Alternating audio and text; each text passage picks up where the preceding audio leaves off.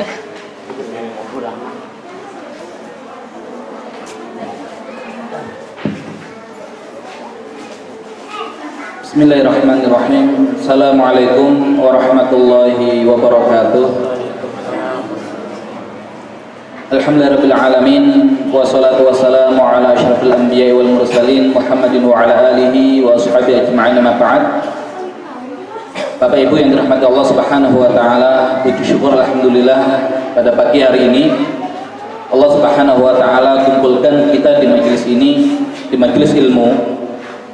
Insyaallah kita akan bahas tentang halal dan haram yang berkaitan dengan aktivitas kita sehari-hari, di mana tujuan kita di dunia ini adalah agar Allah Subhanahu wa taala nanti masukkan kita ke dalam surganya. Namun ternyata Nabi Adam yang sudah di surga Allah Subhanahu wa taala turunkan ke bumi ini disebabkan karena memakan sesuatu yang haram yang Allah larang.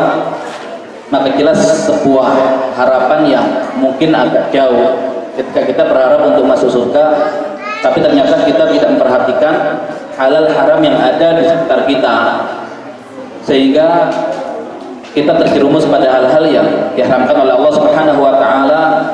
Dan di saat yang sama kita berharap untuk masuk surga Allah Subhanahu wa taala, padahal sesuatu yang tumbuh dari sesuatu yang haram, maka neraka adalah tempat yang layak untuknya. Dan insyaallah kita akan melanjutkan pembahasan tentang riba, di mana kita tahu riba adalah sesuatu yang paling besar dalam perekonomian masyarakat jahiliyah, yang dimana Islam datang untuk memerangi model ekonomi ini, yang ternyata ketika sekarang Islam jatuh, riba pun naik lagi. Ya, sehingga pembahasan yang berkaitan dengan riba yang sangat erat dengan kaitan kita sehari-hari, ya coba kita bahas dengan detail dan tuntas. Walaupun sebetulnya saya ingin ketika kita belajarnya menggunakan kitab, ya, sehingga pembahasannya bisa sistematis dan lebih barokah karena ada karya ulama di situ. Ya, sehingga mungkin nanti ketika selesai pembahasan tentang riba, kita mulai mengkaji kitab untuk pembahasan kita bisa nanti diambil dari kitab Bulughul Maram, kita ambil pembahasan tentang jual beli dan muamalah, atau dari kitab yang lain. Tapi intinya pembahasannya biar sistematis dan kita memang punya ilmu dan gambaran yang utuh tentang halal haram berkaitan dengan jual beli dan muamalah. Pada bulan yang lalu sudah kita bahas tentang riba, ya, dan bagian-bagiannya juga bentuk-bentuknya. Dan sekarang insyaallah akan kita lanjutkan tentang korelasi antara hutang dengan riba, yang ternyata riba ini punya kaitan yang sangat erat dengan hutang, ya, sehingga ketika tidak dipahami dengan benar, terkadang kita terlalu meremehkan sehingga tidak menganggap itu riba padahal itu riba, atau terlalu berlebihan karena kurangnya ilmu yang dimiliki, sehingga sesuatu yang boleh kita haramkan dengan alasan itu ada unsur hutangnya. Makanya kaidah kullu qardin kiraman fa'afahu wa riba. Nah, maka dia harus dipahami dengan benar. Bagaimana ulama menjelaskan tentang kaidah ini, karena kaidah itu tidak dipahami dengan mutlak itu saja. Ya, harus dengan pemahaman yang dekat. Juga pembahasan tentang riba ternyata masih ada hal-hal yang belum tersampaikan, yang istilahnya kita baru masuk di bagian paling dasar tentang gambaran riba. Tapi seandainya saya coba uji dengan beberapa soal, nah kita akan tahu ya sudah paham atau belum kita tentang riba itu. Bulan yang lalu kita contohkan tentang 1 liter beras, yang beras itu harganya 1 liternya 15.000, ditukar dengan 2 liter beras yang 1 liternya harganya 7.500. Nah, boleh apa tidak boleh? Boleh apa tidak boleh? Ya tidak boleh. Kenapa? Karena beras dengan beras, ya ilahnya sama, jenisnya sama, maka ada dua syarat yang harus dipenuhi, ukurannya sama dan harus di tempat. Ya harus yadan biadin. Tapi saya coba geser sedikit pertanyaannya. 1 kilo beras yang 1 kilonya harganya 15.000 dengan 1 kilo beras yang 1 kilonya 10.000, boleh nggak ditukar? Yang ini sekilo 15.000, yang ini sekilo 10.000, boleh atau tidak? Kenapa boleh? Sama beratnya.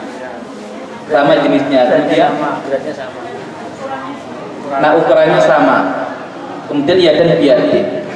Nah nanti kalau kita mau dalami ternyata tidak sesimpel itu.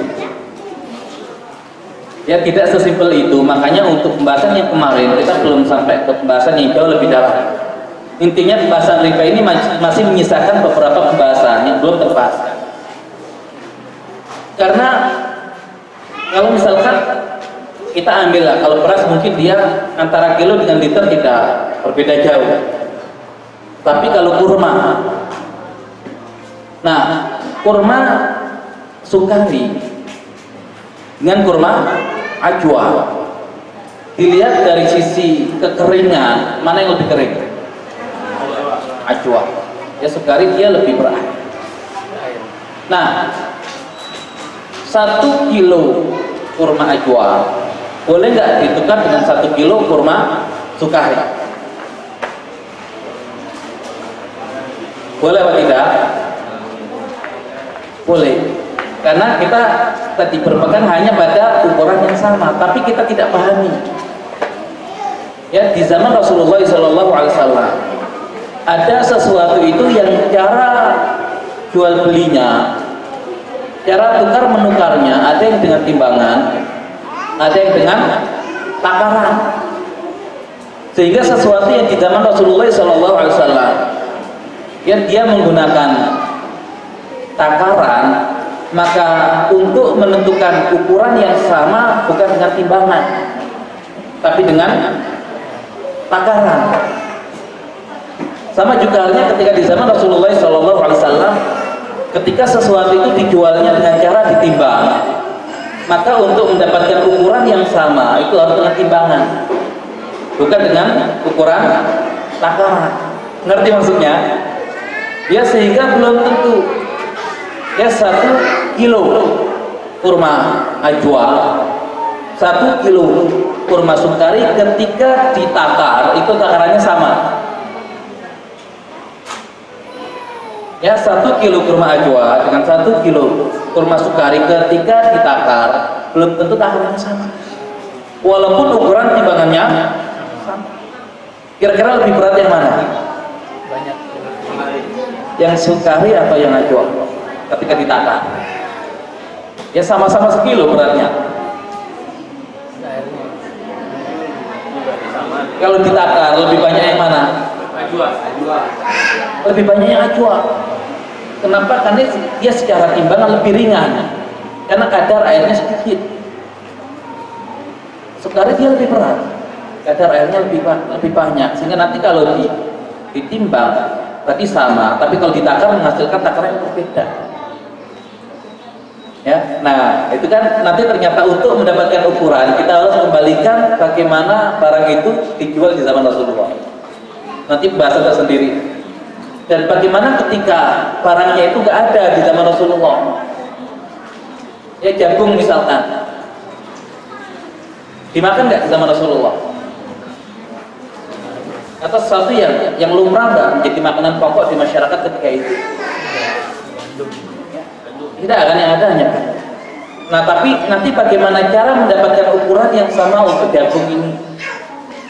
Apakah didasarkan pada adat yang berkembang di masyarakat, ataukah dia harus dicari persamaan yang ada di zaman Rasulullah? Dan bagaimana hal-hal yang dahulu ditimbang sekarang ditakar, atau dahulu ditakar sekarang ditimbang? Yang jadi ada pembahasan, kita belum selesai. Ya, tapi karena saya sudah tentukan tema antara hutang dengan riba, maka itu kita pending untuk pertemuan yang berikutnya, atau kalau nanti masih memungkinkan akan kita masuk di sini. Ya, sama juga dengan kemarin kita contohkan ya, emas 5 gram dalam bentuk batangan boleh nggak ditukar dengan emas 4 gram dalam bentuk perhiasan? Ya, tidak boleh kan? Ya, kenapa? Beratnya, ukurannya. Ya, karena beda ukuran. Ya. Nah, tapi bagaimana kalau emas 5 gram 24 karat ditukar dengan perhiasan 5 gram juga, tapi 18 karat misalkan. Boleh apa tidak? Ya, sama-sama 5 gramnya, tapi yang ini 24 karat dalam bentuk batangan, yang ini 18 karat dalam bentuk perhiasan. Tidak boleh. Karena harganya beda, harganya beda. Kan katanya ukurannya sama, sama kan ukurannya. Nah, ini kan sesuatu yang sudah mengalami perubahan-perubahan. Ya, kemudian boleh nggak 1 liter beras saya tukar dengan setengah liter tepung beras?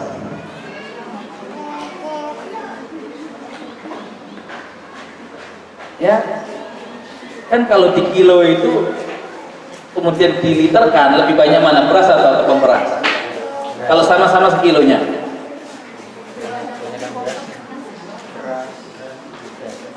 Ya, silahkan dicoba di rumah. Ya, termasuk ya, boleh nggak ya 1 liter beras saya tukar dengan 1 liter nasi?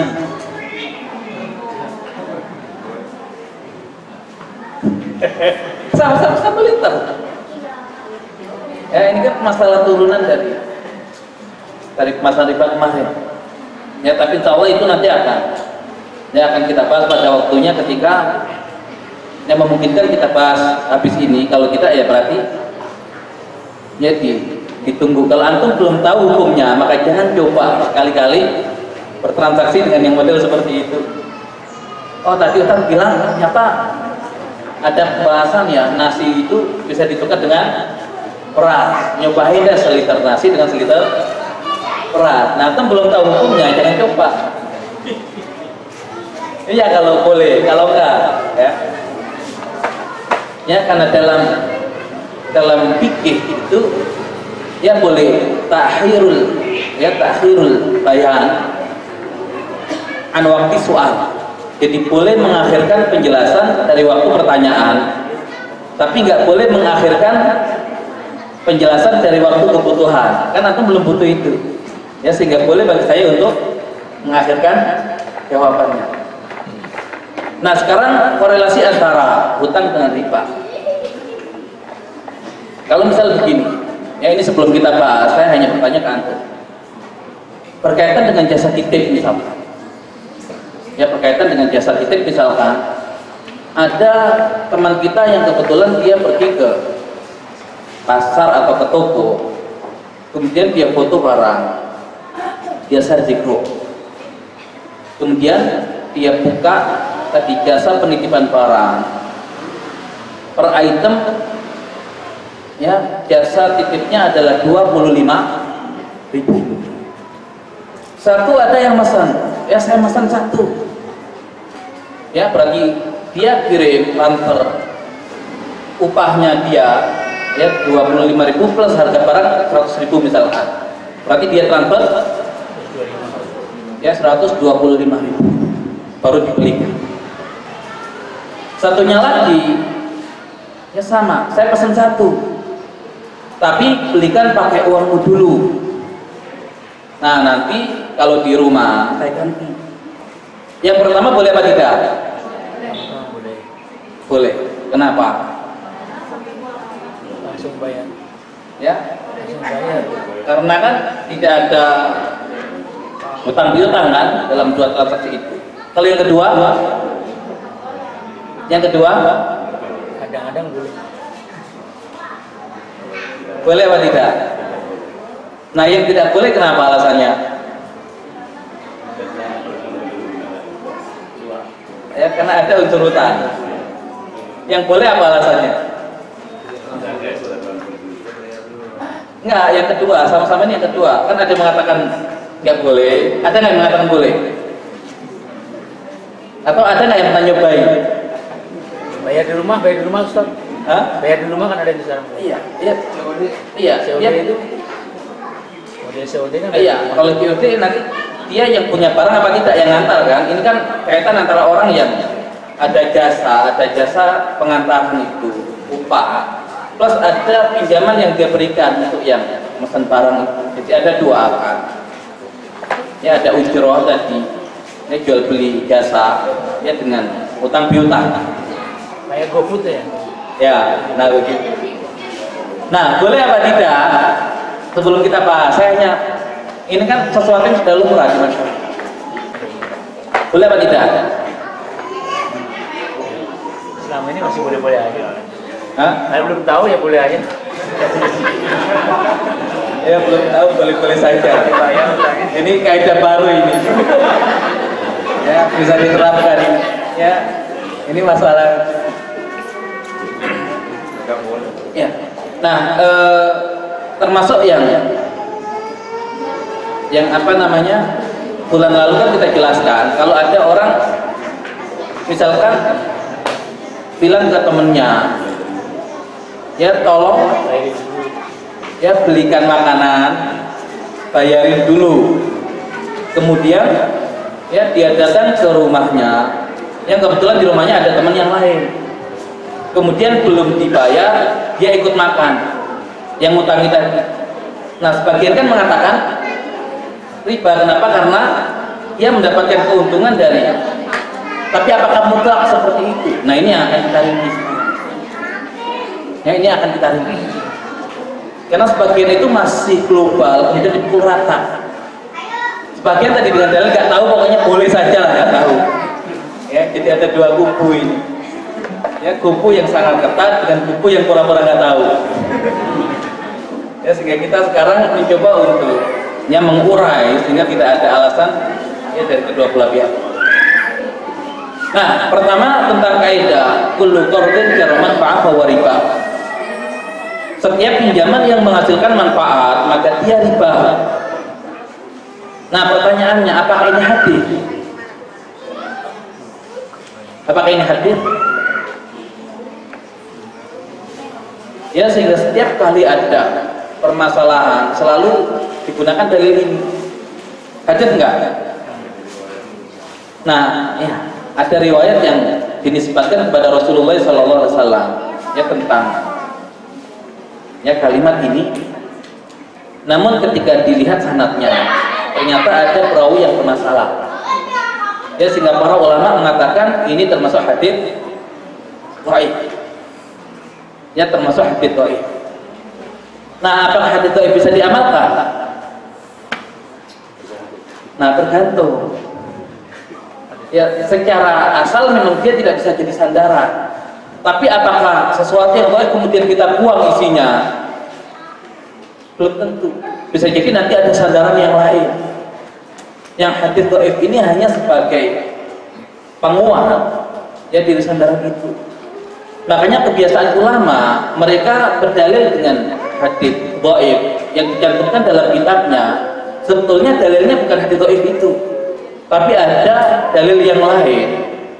Ya, walaupun dia bukan hadis, tapi nanti dalam usul fikih kan ya dalil itu nggak harus Al-Quran, nggak harus hadis. Banyak dalil yang lain. Tapi kenapa dimunculkan hadis dhaif? Kata mereka merasa nyaman, merasa tentram. Ya, ada hadis dari Rasul walaupun hadisnya dhaif dan itu bukan sandarannya.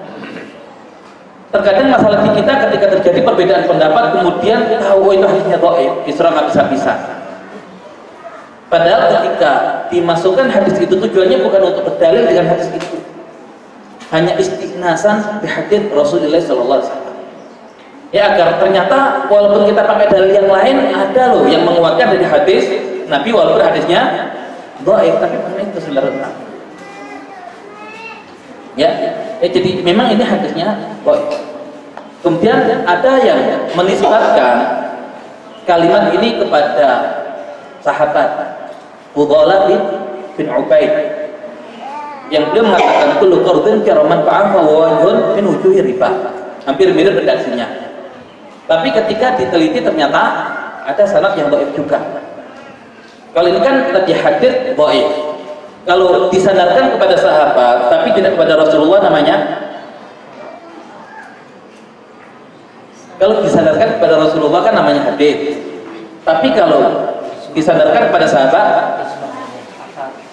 ya athar dari sahabat. Ya kalau yang tadi hadis marfu, kalau yang hadis mauquf, hanya berhenti pada sahabat. Tapi ternyata hadisnya yang dhaif juga. Ya, sanadnya dhaif juga. Nah, nanti ada yang menisbatkan kepada tabi'ut tabi'in atau tabi'in. Ya. Yang hampir mirip redaksinya. Ya, dan nanti sebagian mengatakan nisbatnya kepada Atha bin Abi Rabah. Sebagian menisbatkan kepada Ibrahim An-Nakha'i. Ya, muridnya muridnya Ibnu Mas'ud yang ada di Kufah ketika itu. Nah, kalau untuk yang nisbat kepada ya tabi'in ini, ulama mengatakan sanadnya sahih sampai ke tabi'in. Nah, terlepas dari sanad yang ada dalam riwayat ini, tapi ulama 4 mazhab membuat kaidah dalam pembahasan riba dengan kalimat ini. Ya, makanya nanti ada hadis dhaif, ada athar dhaif, tapi ada athar dari tabi'in yang dia sahih. Tapi terlepas dari itu semua, ketika para ulama menggunakan redaksi ini sebagai kaidah fikih, bisa nggak dipakai? Tidak lagi dilihat dari sanadnya, tapi kepada isi atau redaksi kalimatnya. Dan ternyata 4 mazhab menggunakan ini. Ya, jadi walaupun ini hadisnya dhaif, tapi ketika sudah menjadi kaidah fikihiyah yang diterapkan oleh para ulama, maka bisa kita terapkan dalam permasalahan fikih, khususnya fikih muamalah. Ya, jadi jangan kemudian sudah antipati duluan ketika mendengar hadis dhaif, tidak seperti itu. Karena bisa jadi dhaif secara sanad, tapi matanya bisa diamalkan. Ya. Nah, kullu qardin kiraman fa'afa wa riba. Setiap pinjaman yang menghasilkan manfaat maka dia riba. Nah, redaksi ini masih sangat umum. Masih sangat umum. Ya, perlu ada rincian. Ya, sehingga kaidah ini bisa diterapkan dengan benar. Karena setiap kaidah itu biasanya ada penjelasan atau mustathniyat, pengecualian. Ya, tidak semua kaidah itu kemudian tanpa pengecualian. Bisa jadi ada pengecualian. Nah, maka perlu kita pelajari sisi pengecualiannya. Nah, penerima manfaat karena hutang. Kalau hutang piutang kemudian menghasilkan manfaat, maka yang seperti itu tidak lepas dari 3 kemungkinan. Manfaatnya itu kembali ke siapa? Ya kan? Kalau yang redaksi tadi kan hanya umum. Setiap riba yang menghasilkan manfaat, setiap pinjaman yang menghasilkan manfaat maka dia riba. Tapi manfaat yang kembali kepada siapa dulu? Nah, makanya kita rinci. Karena manfaat yang dihasilkan karena sebab pinjaman utang piutang tidak lepas dari 3 kemungkinan. Yang pertama, manfaatnya kembali kepada pemberi hutang. Ya, kemudian yang kedua, malah bisa jadi manfaatnya bukan kembali kepada pemberi hutang, tapi malah kembalinya kepada yang menerima utang. Ya, bisa juga begitu. Atau ternyata manfaatnya itu kembali kepada kedua-duanya. Nah, apakah akhirnya kaidah itu kita terapkan kepada 3 jenis pembagian ini? Ataukah nanti ternyata kaidah itu hanya berlaku pada sebagian saja? Nah, kira-kira berlaku untuk semua atau sebagian saja kaidah itu? Tiga-tiganya. Hah? Tiga-tiganya. Semua. Berarti kalau berlaku untuk semua, berarti udah haram aja dari awal. Ya nggak usah kita lagi, udah haram semua, udah pulang. Jangan utang berarti. Ya, kalau berlaku untuk semua, maka tidak usah kita bahas kalau begitu. Ya kan? Nah, ada utang piutang. Kemudian karena utang piutang itu ada manfaat kembali ke pemberi utang. Katanya masuk ke dalam kaidah itu. Nggak boleh kan? Kembali kepada yang menerima utang. Katanya nggak boleh juga. Kembali kepada dua-duanya, nggak boleh juga. Selesai, kita pulang. Ya, terus bagaimana lagi? Nggak boleh utang berarti. Nah, ada rincian nggak begitu. Ya, ada rinciannya nggak begitu. Ya. Nah, pertama, ketika manfaatnya, ya, penerima manfaat adalah pemberi hutang. Jadi ini ada sebuah transaksi hutang piutang. Kemudian ketika melakukan transaksi hutang piutang itu ada persyaratan yang dibuat. Di mana persyaratan yang dibuat itu ternyata ada sisi manfaat. Yang manfaatnya itu kembalinya kepada pemberi hutang. Contohnya apa misalkan? Nah, ini manfaat itu gak harus sesuatu yang besar. Ya, bahkan seandainya misalkan ada orang yang butuh pinjaman, ya, kemudian oleh orang yang meminjam itu, ya, dibilang tolong beri saya pinjaman, ya, dan silakan motor saya ini kamu pakai selama satu bulan.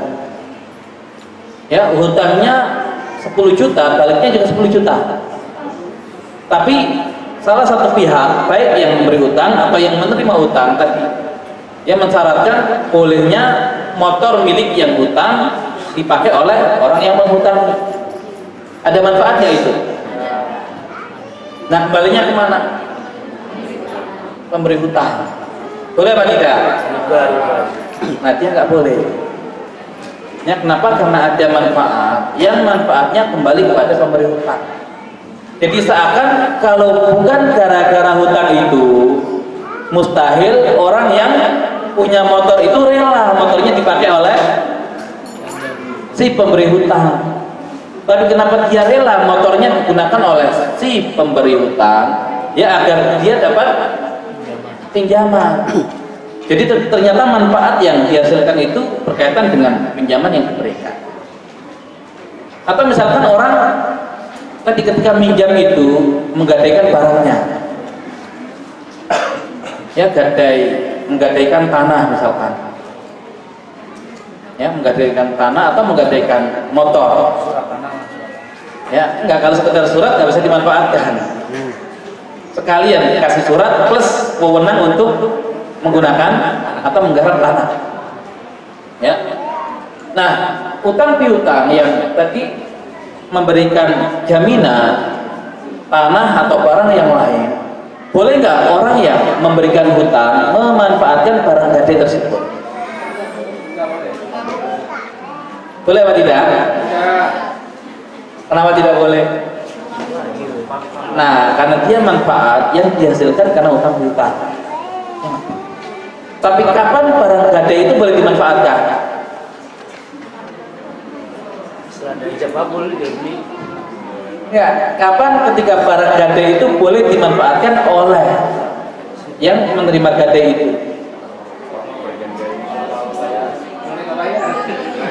Kalau nggak bayar nanti beda lagi urusan.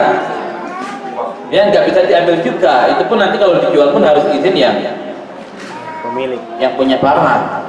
Ya, karena itu kan jaminan saja. Ya, sewaktu-waktu kalau nggak bisa bayar, gimana di solusinya? Tapi nggak ujuk-ujuk kemudian disita, nggak ada. Di Islam itu sistem menyita tuh nggak ada.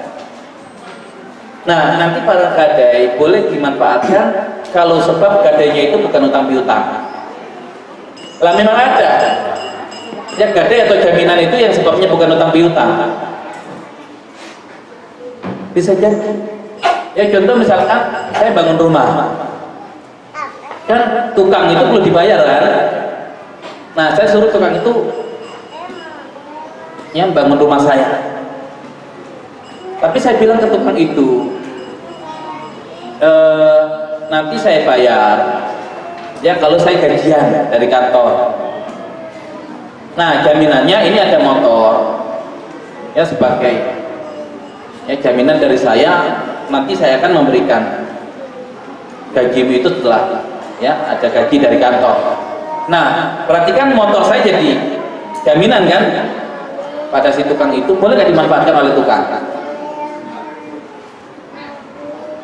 Hah? Yang ini kan bukan karena utang piutang, bukan saya utang sama dia. Ini masalah jasa yang perlu saya bayarkan ke dia. Dan motor itu hanya sebagai jaminan agar dia percaya nanti kalau saya bayar. Kan kalau nggak ada jaminan kan dia khawatir nanti kalau nggak saya bayar gimana kan. Akhirnya saya kasih jaminan motor itu. Boleh nggak motornya dipakai? Hah? Nah ulama bolehkah? Kenapa? Karena di situ tidak ada unsur utang piutang.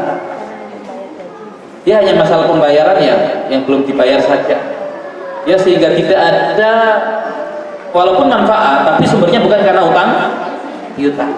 Nah itu ulama bolehkan. Tapi kalau sumbernya tadi utang piutang, nah itu yang nggak boleh. Nah ini kan sesuatu yang tadi mungkin lumrah lah bisa ditangkap oleh akal kita. Tapi seandainya sesuatu ini sesuatu yang remeh. Ya misalkan saya hutangi kamu, ya saya hutangi kamu, tapi tolong antar barang ini ke rumahnya sebulan. Ya orang datang ya ke si A dan bilang, wahai si A saya butuh pinjaman. Berapa? Ya 2 juta. Baik saya pinjami, tapi ini tolong barang ini saya mau kirim ke bulan. Nah tolong kirimkan. Boleh nggak? Cuman kirim barang loh. Ya, dia juga nggak boleh karena manfaat. Itu manfaat, walaupun sekedar ngirim barang. Nah, seandainya bukan karena utang piutang, belum tentu yang orang ini mau disuruh ngirim barang. Tapi kenapa dia mau? Karena dia dapat utang. Kalau nggak mau nggak dipinjemin. Nah, berarti ada unsur penekanan. Ya dengan utang itu yang gara-gara menekan itu ya dia mendapatkan keuntungan. Ya contoh yang lain, orang butuh utang 10 juta, kemudian oleh orang yang mengutangi dikatakan, baik saya pinjemin kamu 10 juta ya, tapi motormu itu saya beli ya 8 juta. Boleh apa tidak? Ya motormu saya beli 8 juta, kamu saya pinjami 10 juta. Boleh apa tidak? Hah? Memang ada manfaatnya, mana manfaatnya? Hah? Nah, ya bisa jadi harga aslinya itu nggak 8 juta, bisa jadi di pasaran 10 atau 9 juta, tapi kenapa dia rela jual dengan 8 juta? Karena sebab dia butuh utang. Misalnya dia nggak butuh, nggak mungkin dia jual. Atau bisa jadi dia nggak pengen jual motornya sebetulnya, tapi demi mendapatkan pinjaman dia rela menjual motornya ke orang yang ngasih pinjaman itu. Ada unsur menekan. Nah itu nggak boleh. Contoh yang lain, misal begini. Saya punya rumah, saya kontrakan di sebelah rumah saya. Nah, di situ saya tulis disewakan. Ya, disewakan. Sebulannya 1 juta. Kemudian ada orang datang ke saya, dia butuh pinjaman 10 juta, saya pinjam 10 juta. Kemudian dia baca tulisan itu dikontrakan. Ya, kemudian dia bilang ke saya pengen kontrak rumahmu yang di sebelah itu. Ya, sebulan sesuai dengan yang tertulis 1 juta. Boleh apa tidak?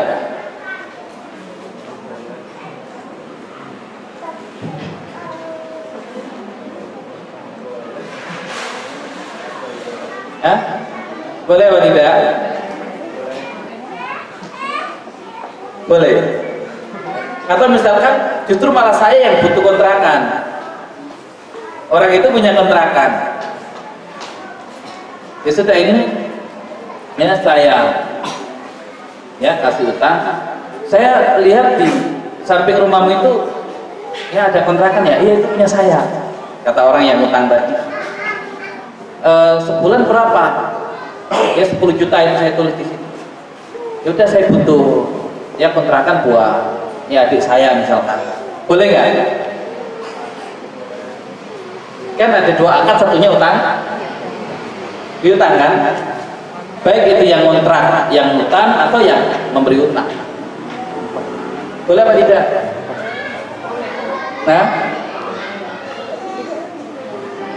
Nah kalau yang sudah jelas-jelas manfaatkan kita masih bisa mikir kan, tapi kalau sudah ya itu kan ada 2 akad.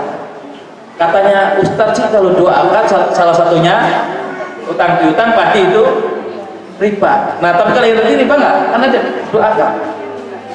Ya satunya utang piutang, satunya sewa menyewa. Itu kan jual beli jasa.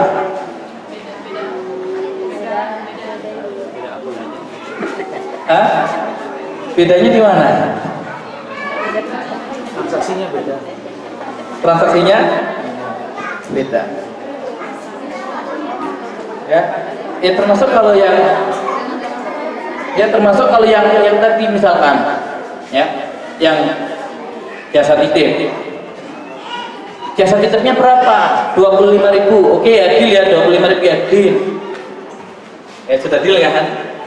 Barangnya berapa harganya? 100.000.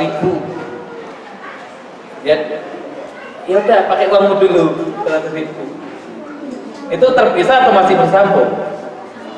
Kan sudah deal dulu 15.000. 25.000 kan deal 25.000. Ongkosnya nggak berubah dia, tetap 25.000 kan? Ya tapi ini saya susah kalau transfer, punyanya cash, udah pakai uangmu dulu.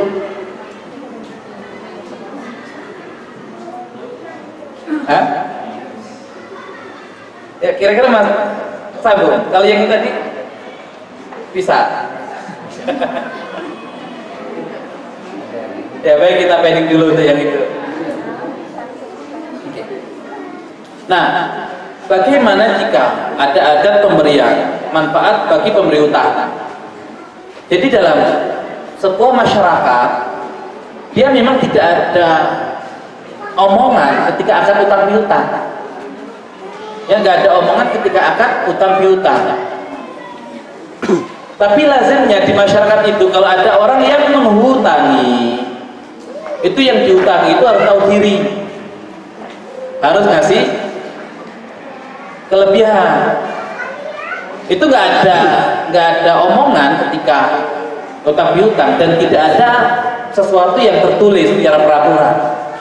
Tapi menjadi adat di masyarakat kalau orang minjem itu ketika mengembalikan ngasihnya lebih.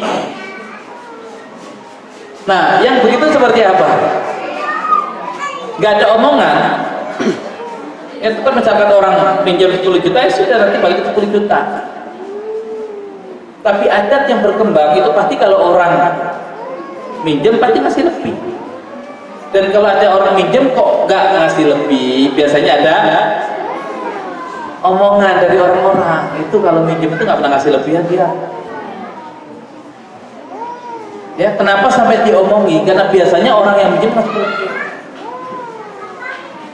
Nah, apa hukum kelebihan yang diberikan? Ya, yang berkaitan dengan utang piutang di masyarakat yang punya tradisi itu. Ya, boleh apa tidak? Kan gak diangkat di awal, dan tidak ada perjanjian tertulis kan? Tapi menjadi kebiasaan masalahnya. Ya, tapi menjadi kebiasaan. Nah, apa hukumnya? Menerima manfaat. Ya kalau misalkan begini, saya utang ke orang, ya 100.000, tapi saya balikin 110.000 tanpa ada omongan di awal, boleh nggak? Boleh kan? Boleh. Tapi bagaimana ketika yang seperti itu sudah menjadi tradisi umum di masyarakat, bukan orang per orang lagi. Kalau kan hanya orang per orang kan, mungkin orang itu iya, mungkin orang itu tidak, yang sana iya, yang sana tidak. Tapi biasa kalau orang nggak kasih lebihan. Tapi yang ini sudah ada omongan dari orang lain. Nah, maka kaidah yang berlaku adalah al-ma'rufu 'urfan kal masyruti syartan. Sesuatu yang sudah diketahui secara uruf atau adat seperti sesuatu yang telah dipersyaratkan.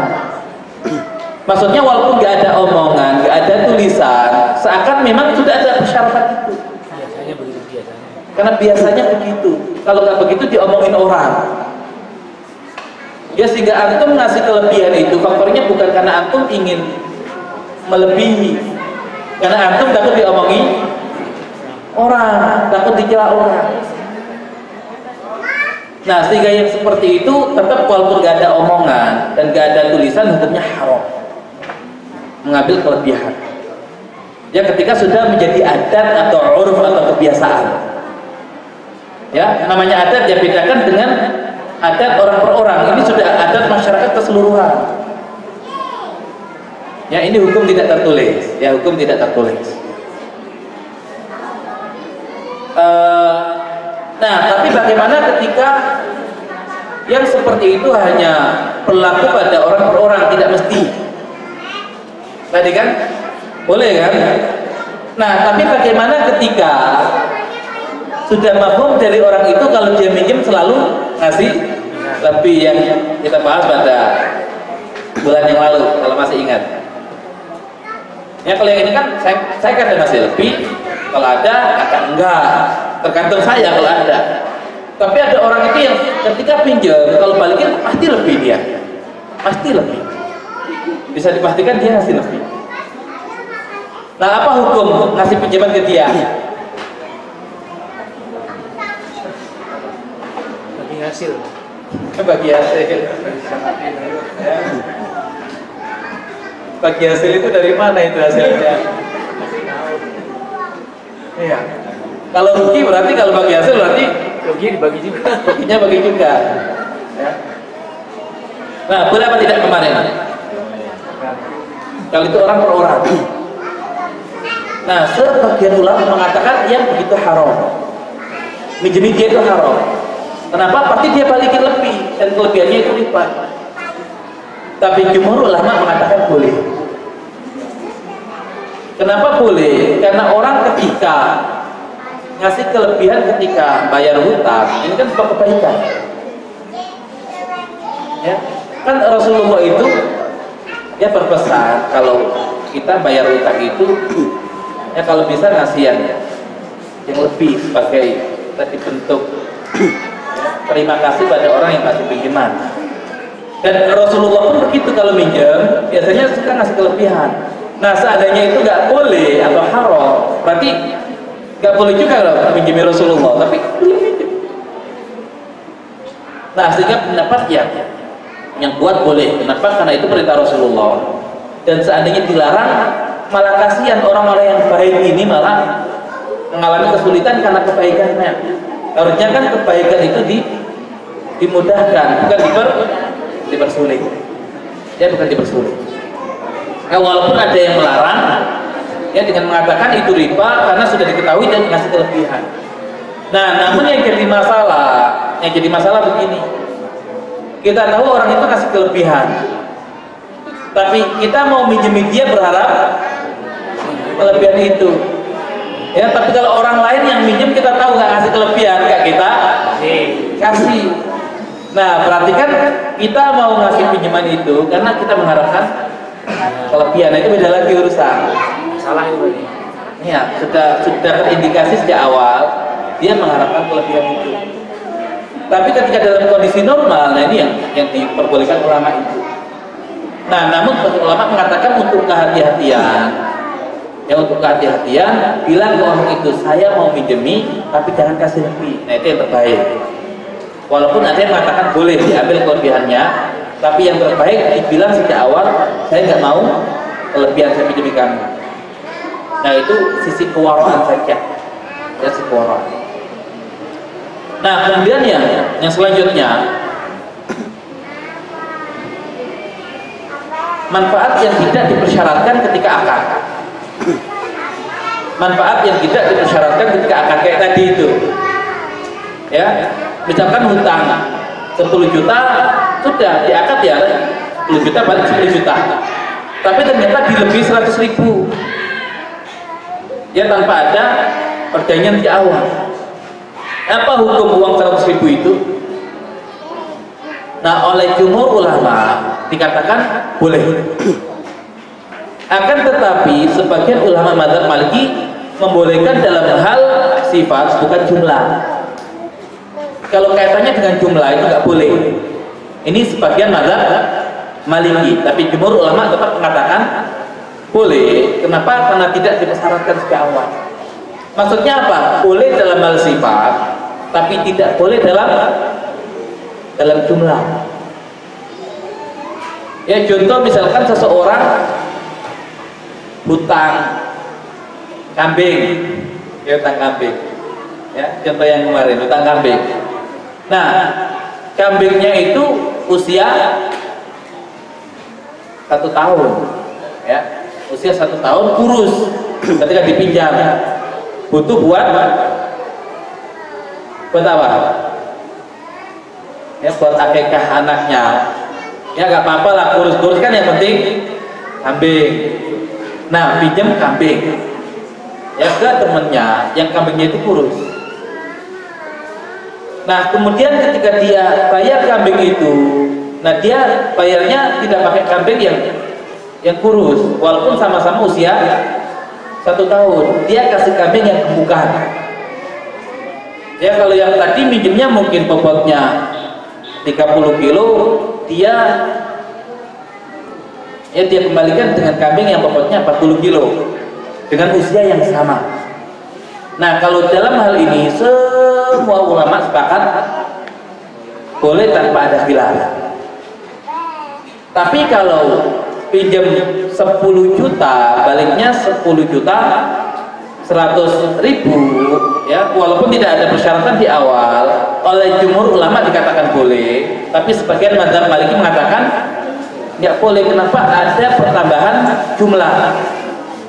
Kalau tadi kan kambing 1 baliknya kambing 1, usia 1 tahun, usia 1 tahun, tapi ada sifat kambing yang berubah. Yang tadi kurus bayarnya dengan yang gemuk. Ya, jadi mazhab Maliki begitu karena khawatir ketika diperbolehkan yang seperti itu tadi bisa terjerumus ke dalam riba. Ya, dengan berhutang 10 juta baliknya 10 juta 100. Tapi jumhur ulama mengatakan boleh, tetap boleh. Ya.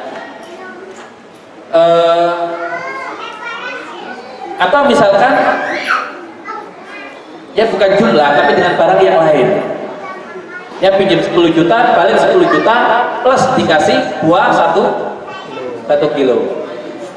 Yang 10 juta itu bayar utang, buah 1 kilonya hadiah. Nah itu tadi ya sepakat boleh ulama. Kenapa? Karena beda, bukan nilai ini yang bertambah, tapi dengan sesuatu yang lain. Jadi terindikasi ke arah ribanya lebih sedikit dibandingkan dengan ada kelebihan uang yang diberikan. Ya. Nah yang berikutnya, bolehkah pemberi hutang mensyaratkan pengembalian hutang harus di tempat tertentu? Ya misalkan saya utang ya 10 juta, ya saya pinjemin kamu 10 juta, ya tapi syaratnya kamu balikin itu ketika nanti kita pulang kampung. Ya saya nggak mau kamu balikin di Jakarta atau di Bogor sini, maunya ketika kita pulang kampung, karena sama-sama jadi dari Jawa Timur misalkan. Ya dia mau minjemin tapi dengan syarat pengembaliannya di tempat tertentu. Apa hukumnya? Nah, sebagian ulama membolehkan persyaratan dalam hal pengembalian hutang di tempat tertentu sesuai permintaan pemberi hutang. Sebagian ulama membolehkan. Memang manfaatnya apa? Ya, memang manfaatnya apa? Ada nggak manfaatnya? Sampai sebagian ulama membolehkan, berarti kan ada yang lain yang tidak membolehkan. Kenapa sebagian ulama berbeda pendapat tentang hal ini? Memang apa manfaatnya? Apa manfaatnya? Mungkin keberatan nggak pernah ngabung. Ya, berat bawa uang 10 juta. Enggak lah, enggak berat. Yang berat enggak. Tapi dari sisi keamanan. Ya, dari sisi keamanan bisa jadi kan dari Bogor pulang ke Jawa Timur itu di perjalanan banyak copet. Kalau balikannya di Bogor, kemudian dia bawa pulang sendiri di kampung, kan nggak aman di jalan. Tapi seandainya diutang orang, balikinnya baru diambil di kampung, kan aman. Dia nggak usah bawa uang banyak di tengah perjalanan, dia ambilnya di sana. Nah, sebagian ulama mengatakan itu masih sesuatu yang dibolehkan. Ya, karena sisi kemanfaatannya dia masih berkaitan dengan masalah penjagaan uang. Dan namanya penjagaan itu kan sudah lumrah kan dalam hutang piutang. Ya, contoh misalkan ibu-ibu itu meminjamkan uangnya ke temennya. Kenapa sih kamu minjami uangmu ke saya? Kalau saya minta uang itu mata saya jadi hijau lihat barang itu. Gak aman gitu uang ini. Ya, bawaannya kalau lihat uang itu lihat barang kemudian pengen beli. Tujuan dia meminjamkan uangnya buat apa? Ya, aman, menjaga biar dia tidak sering belanja. Ya, ada yang suka minjemi dengan alasan seperti itu. Nah, untuk masalah penjagaan kan sesuatu sudah lumrah sehingga tidak bisa dihindarkan. Ya, sehingga walaupun tadi ada persyaratan untuk pengembalian di kota yang lain, tapi dia masih menempel dengan manfaat yang memang manfaat itu tidak bisa lepas dari hutang piutang itu sendiri. Ya, saya minjemi antum uang 10 juta. Keamanan uang itu sekarang di tangan siapa? Tangan antum kan, bukan saya lagi yang nanggung. Kalau hilang ya antum yang harus kembalikan 10 juta. Beda dengan saya titipkan, saya ngutangkan. Nah, sehingga ada manfaat yang saya dapatkan dari ngutang itu, terjaga harta saya. Tapi itu satu yang sudah nempel. Ya, sehingga yang begini mayoritas ulama masih membolehkan. Masih membolehkan walaupun ada manfaat lebih yang diterima oleh si pemberi utang, yaitu keamanan hartanya sampai diterima di tempat yang dia syaratkan. Ya. Nah, kemudian ada beberapa manfaat yang melekat pada pemberian hutang. Ada manfaat yang melekat pada pemberian hutang. Tadi, manfaat terjaga hartanya. Boleh nggak manfaat ini? Boleh kan? Boleh. Karena ini sudah menjadi sesuatu yang melekat dengan utang piutang itu. Ya, misalkan saya punya uang 1 miliar, saya simpan di rumah, saya khawatir dicuri oleh maling, nggak nyaman. Ya, hidup saya itu ketika banyak uang, makanya gak usah punya banyak uang. Iya, karena tadi ya uang itu harus kita jaga. Ada manfaatnya ya. Iya. Beda dengan ilmu, boleh kita punya banyak ilmu. Kenapa? Karena ilmu yang menjaga kita. Ya, jadi beda ilmu dengan harta. Kalau ilmu itu dia menjaga kita. Kalau harta kita yang harus menjaga harta. Ya, makanya banyakin ilmu, Kurangi harta. jangan banyakin harta. Iya. Nah, kalau banyak harta dan takut dicuri, gimana solusinya? Banyak ilmu lagi. Pinjemin ke orang. Oh gitu.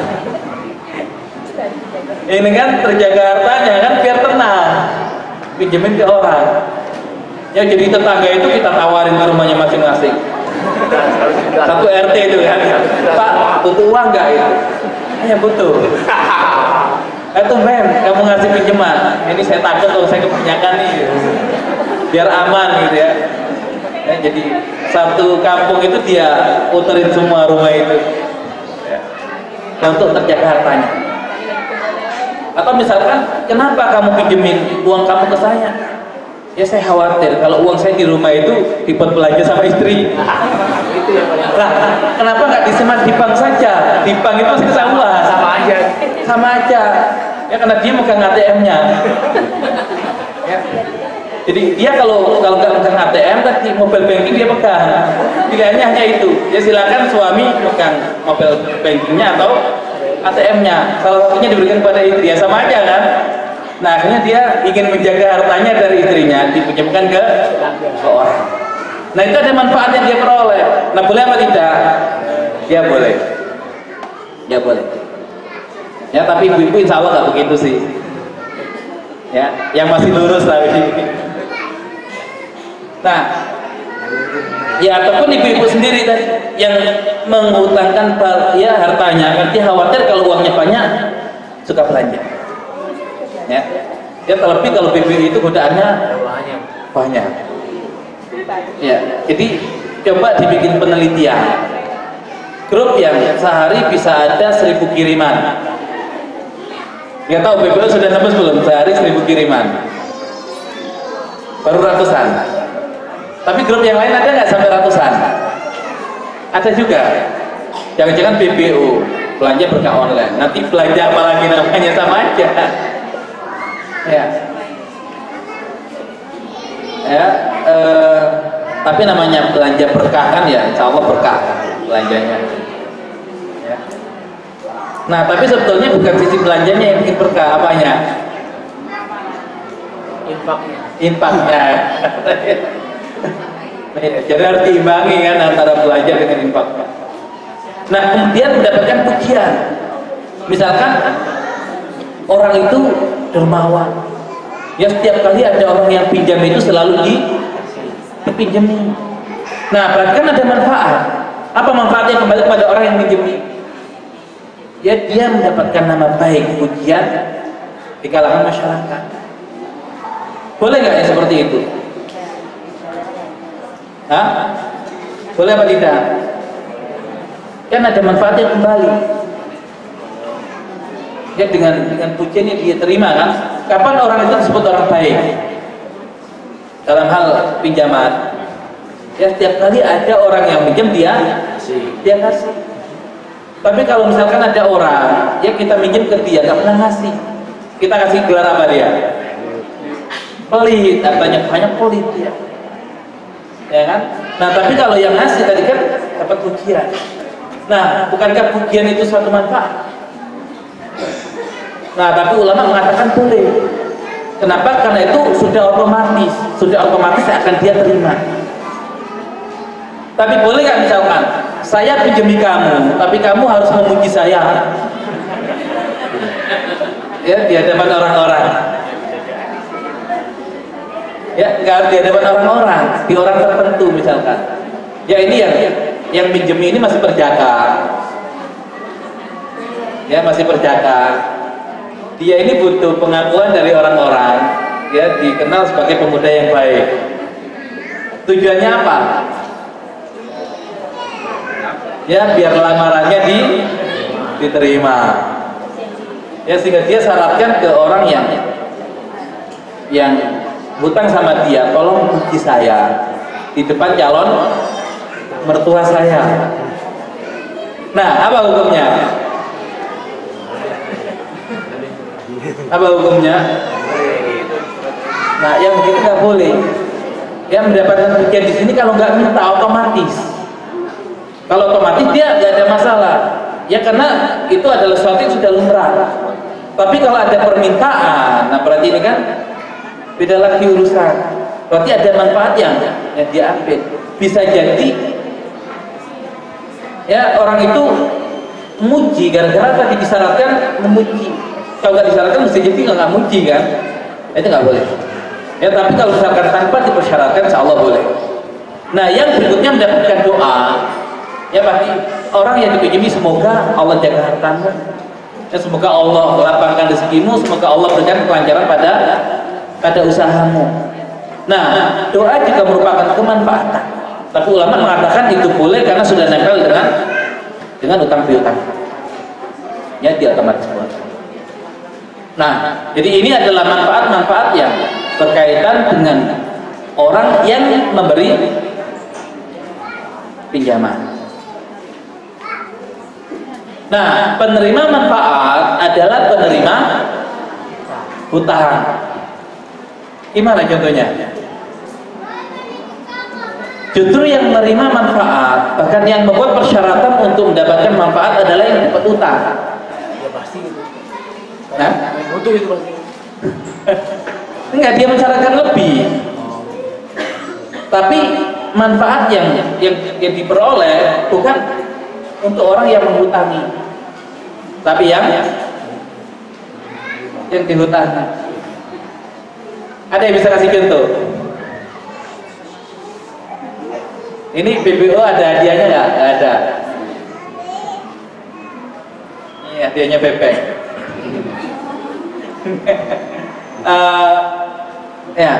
Ya, tolong berikan contoh utang piutang yang syarat manfaatnya itu justru kembali kepada orang yang dihutangi, bukan orang yang menghutangi. Kalau orang yang menghutangi itu kebayang kan kita kan? Nah ini orang yang dihutangi yang dapat manfaat. Apa contohnya?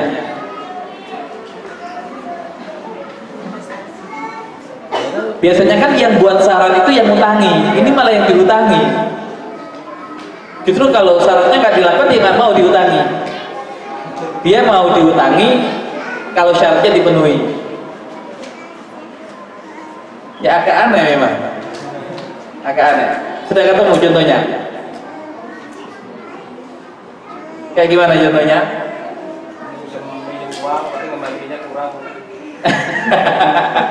Pinjam uang kembalinya kurang, dikurangi. Itu biasa itu. Pinjam uang jangan dibicarakan ke orang lain. Ya mungkin. Jangan bilang-bilang. Ya. Itu tanpa harus dipersyaratkan pun enggak udah terperoleh. Sebagian mencontohkan begini. Sebetulnya sih saya nggak butuh banget uang itu. Tapi ada orang yang tadi maksa minjemin uangnya, takut apa? Habis. Ya takut dipakai istrinya. Ya, tadi yang muter di satu kampung itu, kan dia yang butuh untuk meminjamkan uangnya kan. Nah sehingga yang dipinjami tadi kan saya sih sebetulnya nggak butuh. Nah sehingga tadi ya sudah, kalau kamu mau minjemi saya, ya saya buat syarat, saya nggak mau dipinjami uang cash. Saya mau dipinjemi dalam bentuk dikirim ke rekening saya. Jadi kamu harus pergi ke bank dulu, kamu kirim ke saya. Nah berarti kan kemanfaatannya kan kembali kepada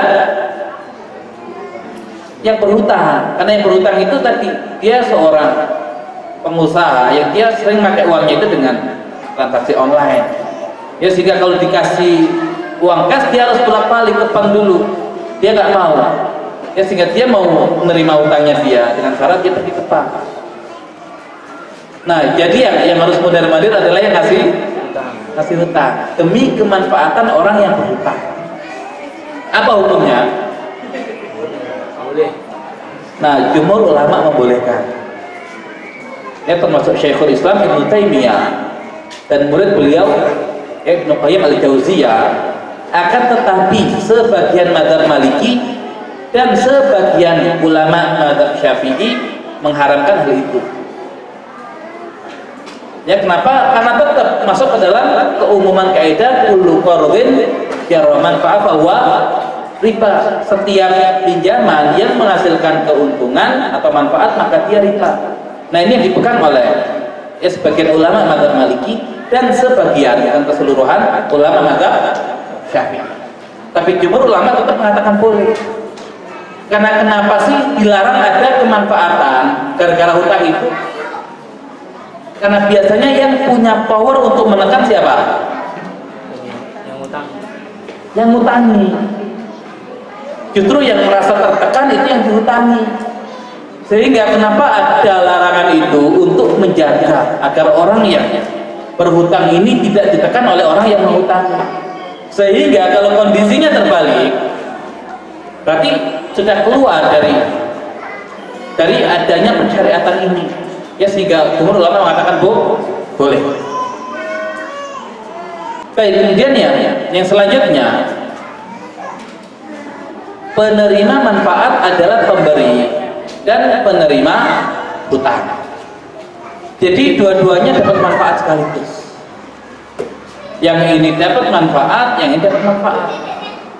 Ya contoh misalkan, ya kalau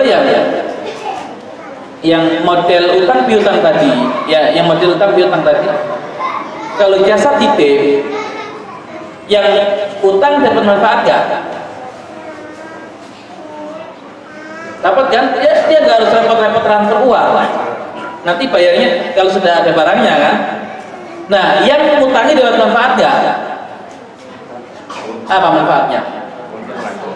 Iya, dapat jasanya laku. Ya dua-duanya ada, ya ada manfaat. Atau kalau yang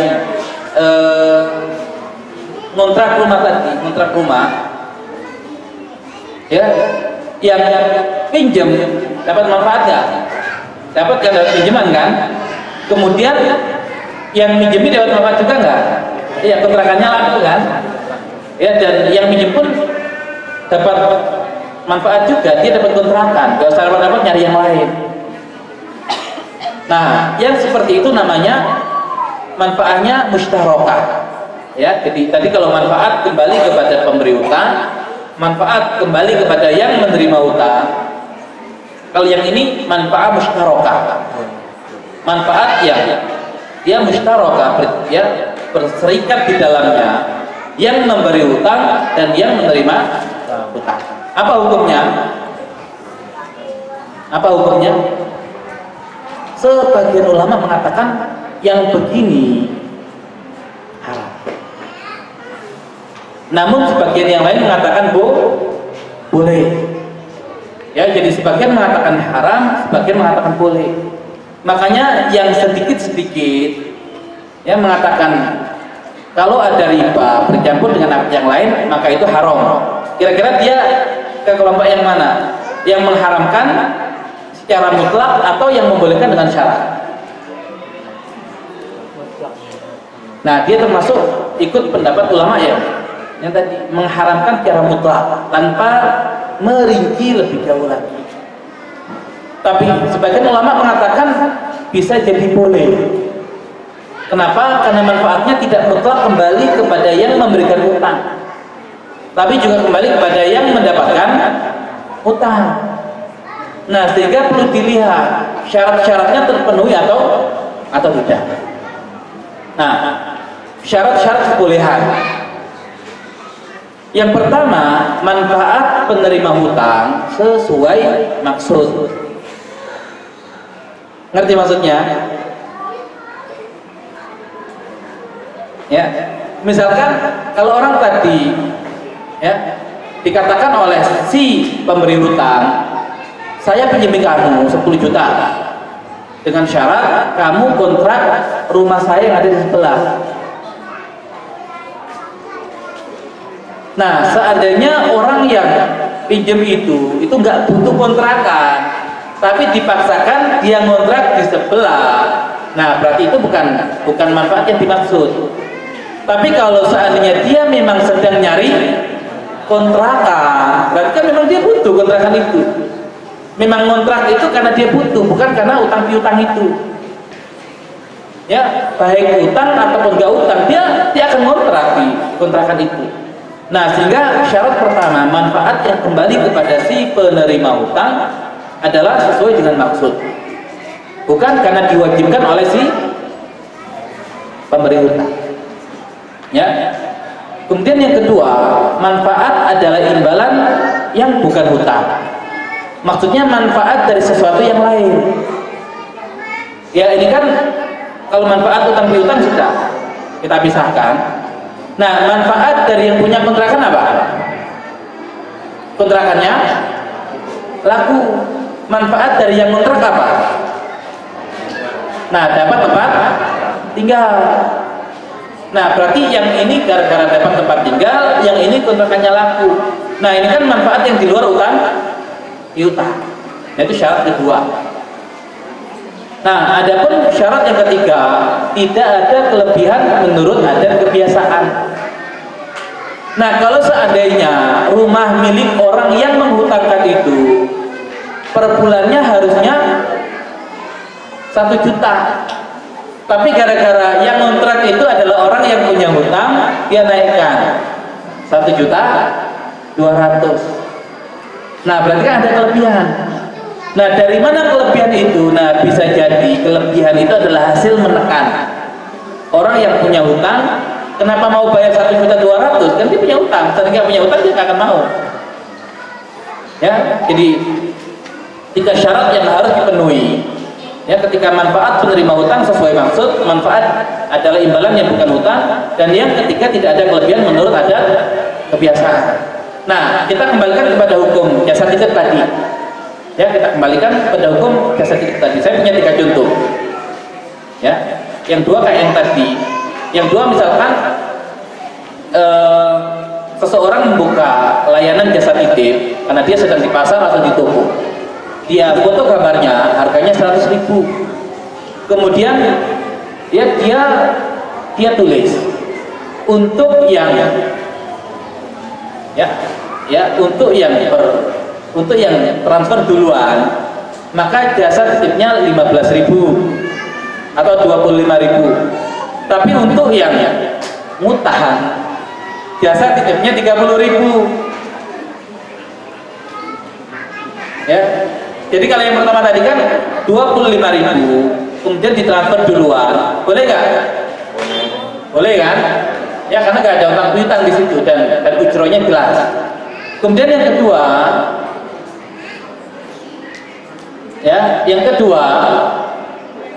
dia memang bentar aja. Nah, yang kedua, orang itu sudah sepakat, ya harga jasanya itu 25.000, barangnya 100.000. Tapi dia bilang utang dulu atau bayari dulu, nanti saya bayar di rumah. Kenapa? Kalau transfer ribet. Boleh apa tidak?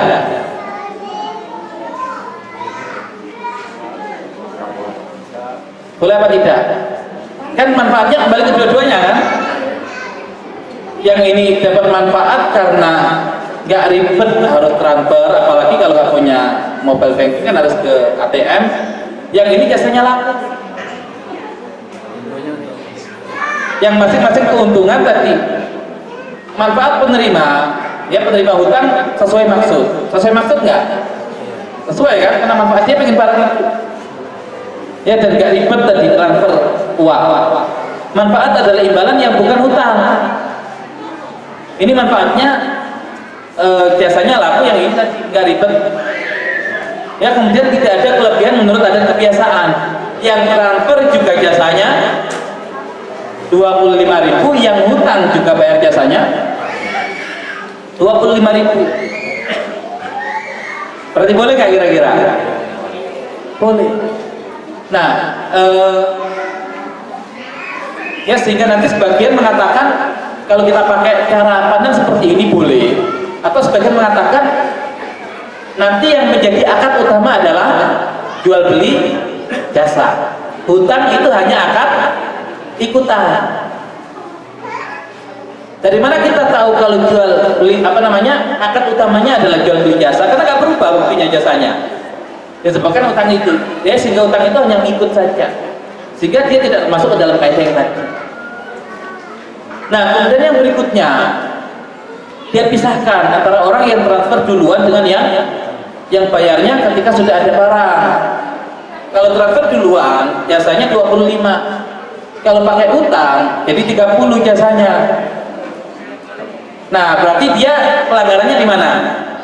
Tidak, syaratnya kan tidak ada kelebihan menurut adat kebiasaan, dan dia lebihkan.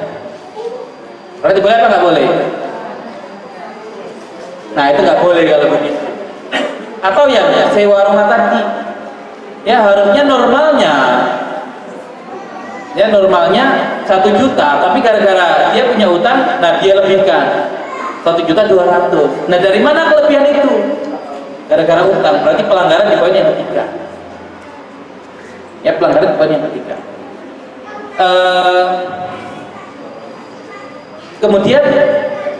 Kemudian ini saya contoh yang lain. Coba antum, ya, masukkan ke kaidah. Saya punya utang ke orang 10 juta.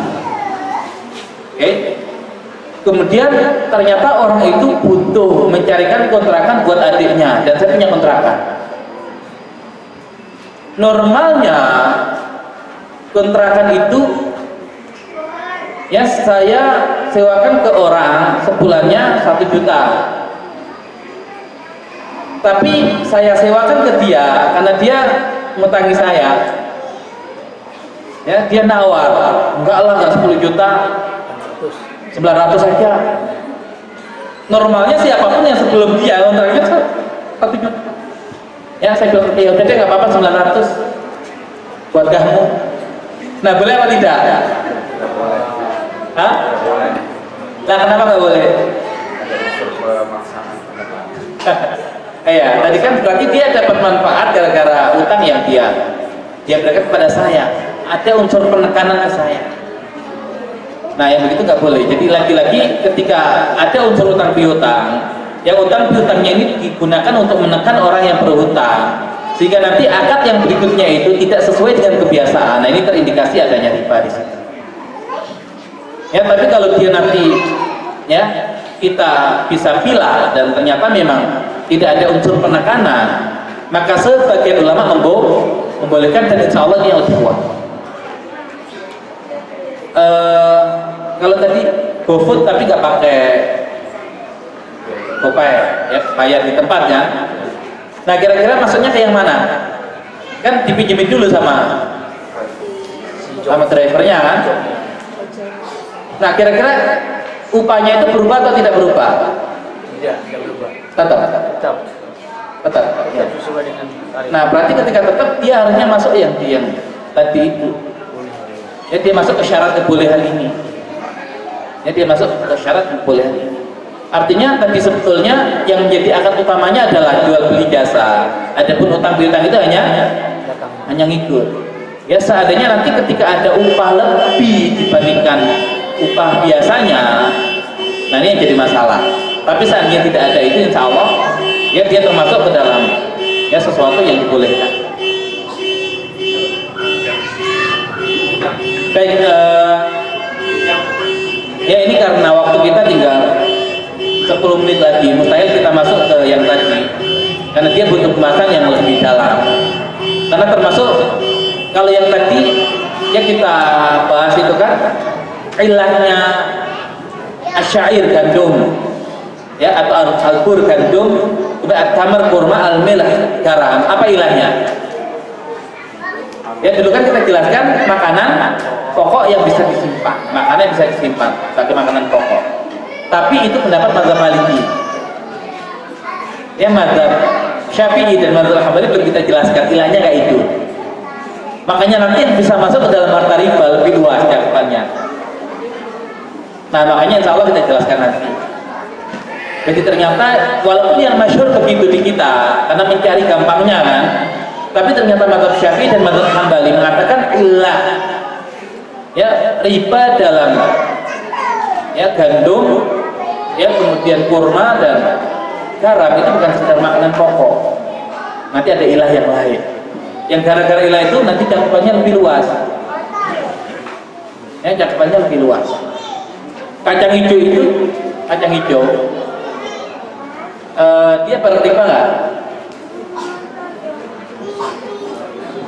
Kacang hijau Barang pokok. hah? Barang pokok. Ada masuk barang pokok. Nah kalau kita pakai kaidah yang kemarin dia tidak termasuk, tapi bisa jadi nanti kalau kita buka pendapat Syafi'i dan Maliki bisa jadi masuk lebih luas dari cakupannya. Ya kenapa saya sengaja simpan itu biar nempel dulu di kepala kita kan, tidak semua itu langsung kasih begitu. Ya ada tahapan. Kita dari skala yang kecil, nah nanti akan kita keluar. Nah yang jadi masalah kalau nggak tuntas, ya saya nggak tahu jawab. Saya belum dapat materi yang itu katanya boleh. Nah itu saya nggak tahu jawab. Ya, saya belum pas diri dari itu. Ya. Nah itu gara-gara hajinya nggak tuntas. Ya makanya masalah kalau haji nggak tuntas. Baik, ya sisa waktu sampai jam 11 kita kembalikan ke Pak Adri. Mana Pak Adri? Ya tahu ini ada pertanyaan atau tidak?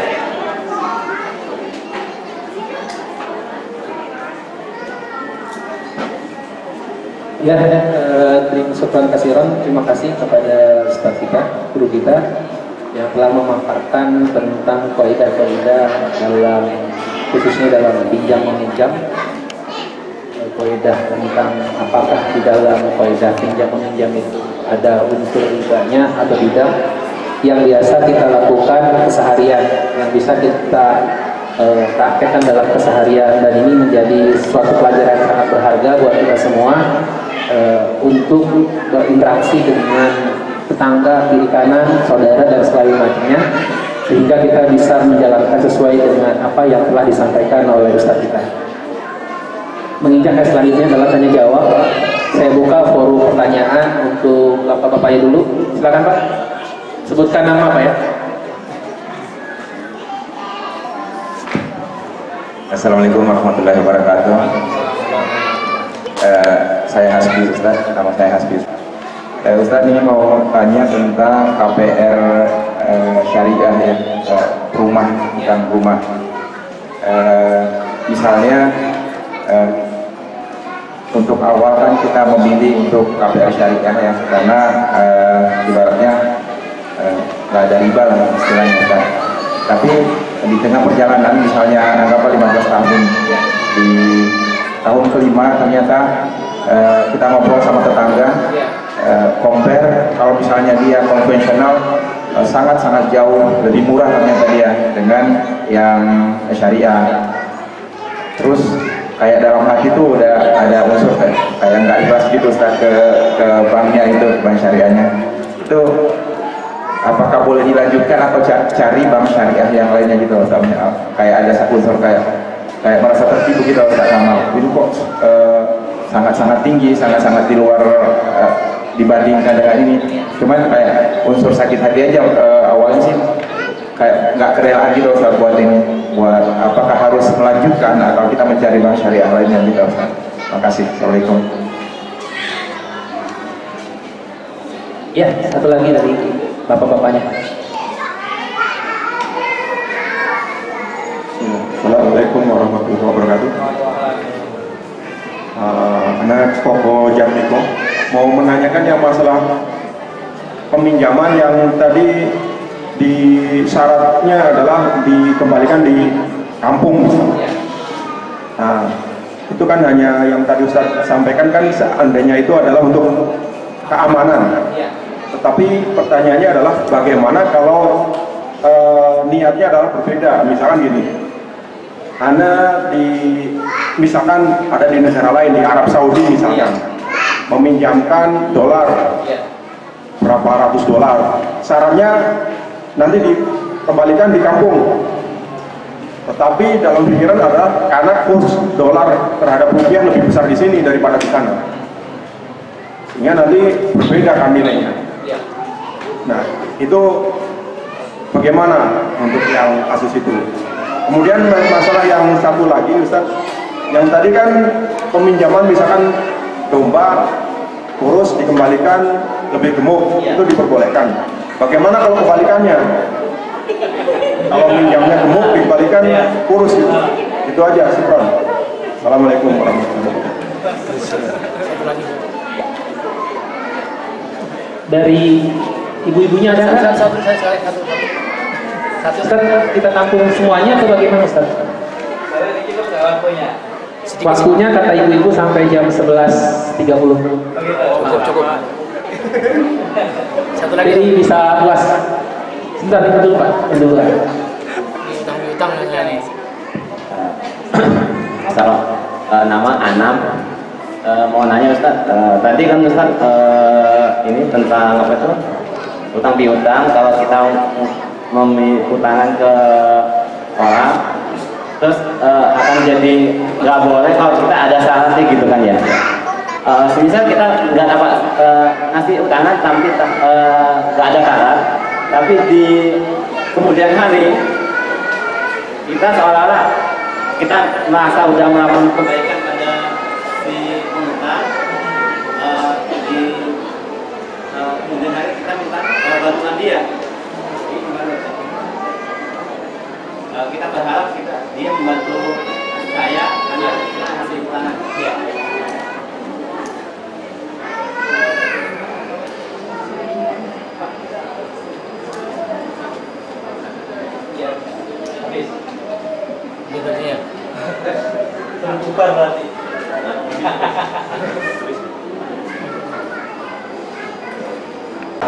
Anak tanya ke antum pengen nggak jadi tenaga antum? Kan tadinya katanya ketika dengar tetangganya itu kemudian, kalau kira-kira antum lebih memilih mana, posisi antum atau posisi tetangga antum?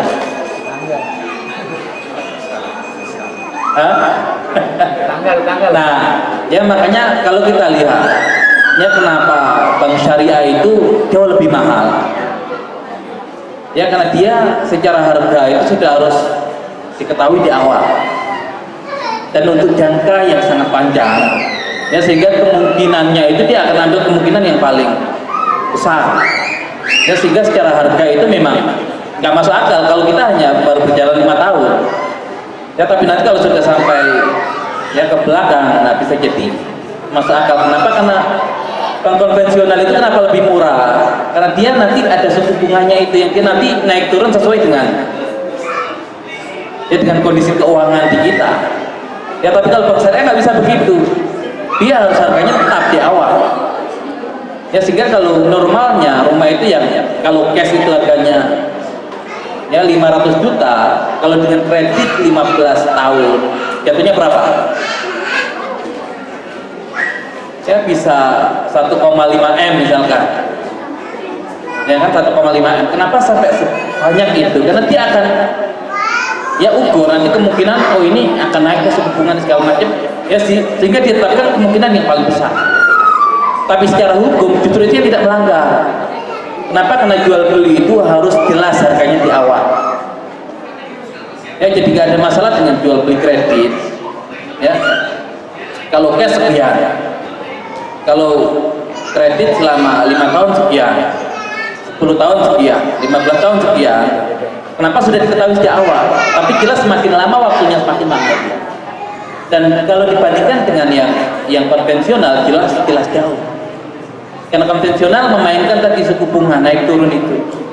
Karena dia kemungkinan ruginya kan lebih kecil karena dia mengikuti naik turunnya suku bunga. Tapi bank syariah nggak bisa. Nah tapi justru itu letak ribanya di situ. Harganya nggak jelas. Padahal jual beli itu harganya harus jelas. Justru malah masuk ke pelanggaran itu. Ya walaupun dengan resiko tadi kalau di bank syariah dia jauh lebih mahal. Ya sehingga pilihannya tinggal begini, milih murah tapi nggak sesuai syariah, atau milih syariah tapi mahal dan harus rela. Ya atau kontrak saja kalau begitu. Ya ngontrak saja kalau begitu. Ya orang di bumi juga nggak selamanya kan ya. Kita gitu. Ya. Hah? Bank syariah boleh. Kalau akadnya tadi jual beli murabahah nggak ada masalah. Nah kecuali kalau di perjalanan waktunya ada unsur pelanggaran, nah itu yang menjadikan nggak boleh. Tapi secara umum dia boleh. Secara umum dia boleh. Ya dan dengan konsep tadi makanya lebih mahal dia. Harus kita pahami dan itu yang harus menjadikan kita rela. Karena setan masuk di situ tuh lihat syariah apanya mahal dia gitu. Berarti konvensional kan gitu kan. Nah itu akhirnya tergoda kita. Iya ini ya syariah nggak syariah, yang konvensional juga nggak syariah sama aja kan nggak syariahnya akhirnya pilih yang murah. Berhasil setan. Ya jadi silakan ridho dengan yang itu atau kalau nggak ridho ya kontrak aja. Saya juga masih kontrak, tenang aja. Oke, kemudian tadi yang kedua Pak Koko, kalau kita kembalikan ke kaidah yang tadi, artinya dia di luar tujuan yang dia inginkan dari pengembalian uang itu di negaranya kan, tapi intinya secara umum ya dia masuk ke dalam kebolehan pendapat ulama yang tadi. Ya dengan syarat nanti untuk kursnya itu kan dia sendiri yang nukar kan, atau dibebankan kepada yang utang. Dia sendiri kan, ketika ada masalah dia hanya memindahkan ya tadi pembayaran dari sebuah tempat ke tempat yang lain. Yang jadi masalah kalau ada keuntungan lebih, contoh misalkan ya saya utangi kamu ya dolar ya di Saudi misalkan, ya dengan syarat nanti kamu bayar di Indonesia tapi saya nggak mau pakai dolar, saya maunya pakai rupiah. Dan bisa jadi orang itu tadi karena pinjamnya dolar kan dia nanti yang punyanya buat bayar juga dolar, sehingga ketika minta rupiah dia harus pergi ke tempat penukaran segala macam, berarti kan ada ya ada usaha lebih dia disebabkan oleh utang antum. Tapi ketika memang dolar dikembalikan ke dolar dan tidak ada syarat ya di luar itu, antum hanya minta pengembaliannya di tempat asal kita. Nah, adapun motif di luar itu sudah tidak berkaitan dengan utang. Ya, sehingga antum sendiri pun yang menukar dengan niatan tadi itu insya Allah nggak ada masalah. Nah, adapun yang kedua tentang utang kambing tadi, ya kalau yang kurus dikembalikan gemuk kan, kalau antum tadi saya pinjam ke antum kurus, saya balikin gemuk, mau nggak? Mau kan? Kalau saya pinjam ke antum gemuk, saya balikin kurus, mau nggak? Nggak mau. Ya, karena orang yang minjemi hak dia itu mendapatkan sesuatu yang sama, bukan kurang. Ya, sesuatu yang sama bukan kurang. Sehingga kalau antum misalkan nggak mau, ya berarti nggak boleh masa itu. Maka kewajiban saya mengembalikan kambing ya dengan karakter yang sama seperti yang saya pinjam. Kalau kurang ya nggak boleh, kecuali kalau antum mau. Dan maunya bukan karena terpaksa, tapi karena ridho. Tapi kalau antum nggak ridho, boleh. Ya, antum tidak terima dan kewajiban saya mengembalikan ya dengan ya karakteristik kambing yang sama seperti yang saya pinjam atau saya lebihkan. Nah, begitu. Nah, kemudian yang berikutnya tadi, awalnya memang tidak ada. Ya, Pak, siapa tadi? Pak Anam. Ya, tidak ada persyaratan di awal dan tidak ada unsur menekan. Tapi di tengah perjalanan butuh bantuan. Nah, dilihat bantuannya. Pertama, kenapa antum minta bantuan orang itu, tidak minta yang lain? Ketika antum minta bantuan orang itu karena memang yang mampu bantu antum adalah orang itu, berarti kan terindikasi bukan karena utang. Tapi ketika antum, ya kalau minta bantu yang lain nggak akan mau. Tapi kalau yang itu pasti mau, orang dia punya utang ke saya. Nah, berarti antum meminta bantuan itu dengan memanfaatkan utang yang terletak pada dia, mencoba mengambil manfaat lebih dari dia. Ya, nah kemudian ketika antum minta bantuan ke dia pun tadi bukan sekedar bantu antum. Kalau sekedar misalkan antum bisa minta bantuan ke yang lain, tapi kebetulan antum minta bantuan ke dia, dan dia ketika nggak bantu antum nggak ada masalah, antum nggak akan ya nyinggung-nyinggung masalah utang. Tapi ketika dia nggak mau bantu antum, kemudian antum menyinggung masalah utang, nah ini semakin terindikasi antum menekan dia gara-gara utang yang antum berikan pada dia, dan itu masuk ke dalam manfaat lebih dari utang yang antum berikan pada dia. Tapi ketika tidak terindikasi itu, ya secara umum saja dia mampu, orang lain mampu, tapi kebetulan yang memungkinkan antum minta tolong ke dia tanpa menyinggung utang itu, dan dia bantu antum bukan karena dia punya utang, tapi memang sekedar bantu. Nah, kalau tidak terindikasi akan adanya ya sebab karena utang itu, insya Allah nggak apa-apa. Tapi kalau terindikasi, maka itu keuntungan lebih. Ya Allah, alam bismillah.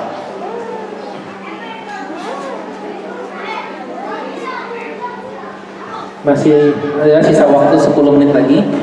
Saya buka 2 pertanyaannya saja. Dari ibu-ibunya ada? Kalau ada pakai kertas boleh, atau langsung mau berbicara.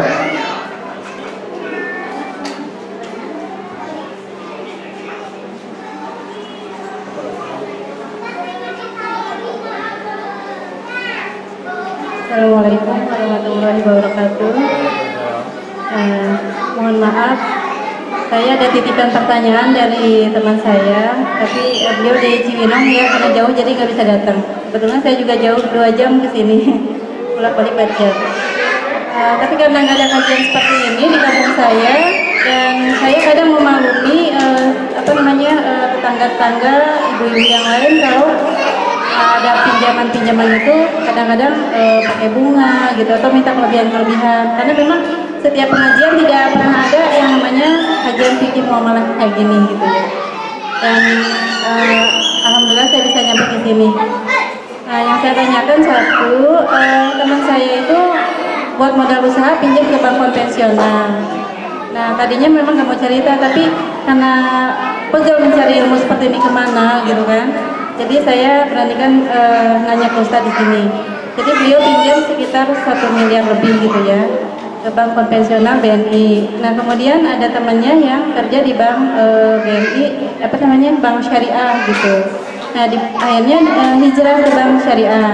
Tapi dengan beliau cerita, jadi dilunasin dulu sama bank syariah ke bank konvensional utangnya itu sekitar 1,3 miliar lagi. Nah, karena dilunasin bukan ada mukosah katanya, tapi yang ada penalti gitu ya. Saya juga nggak ngerti itu apa kayak gitu ya. Tapi tetap dilunasin sama bank syariah. Nah, cuma sekarang setelah berhasil dilunasin sama bank syariah, dia mengutangnya ke bank syariah itu flat katanya, tidak ada denda kalau terlambat gitu ya.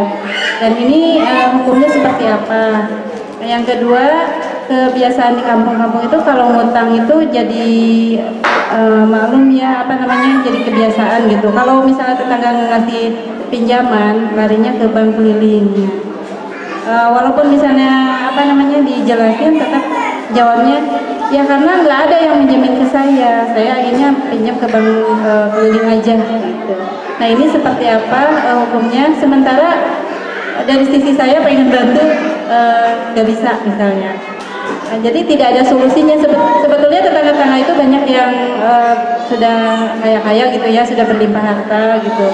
Bahkan rumahnya juga sudah seperti istana-istana, tapi kalau yang minjemin itu nggak ada yang percaya gitu. Walaupun cuma sedikit, minjeminnya 200.000 apa 300.000. Nah, itu yang saya tanyakan. Ketiganya saya berharap ilmu-ilmu seperti ini menyebar ke mana-mana gitu ya, tidak hanya di kota. Itu aja. Terima kasih. Assalamualaikum warahmatullahi wabarakatuh.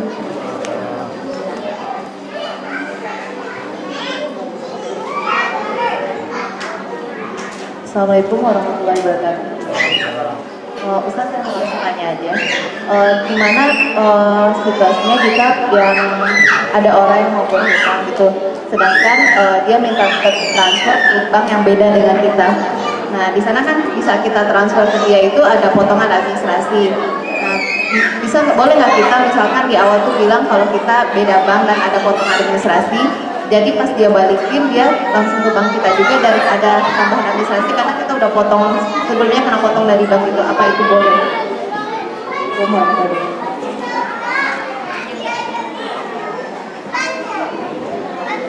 Pak, jadi tanya sekali aja. Hanya pertanyaan mudah sekali Pak. Apakah syarat utang piutang ini berlaku untuk semua agama? Terima kasih.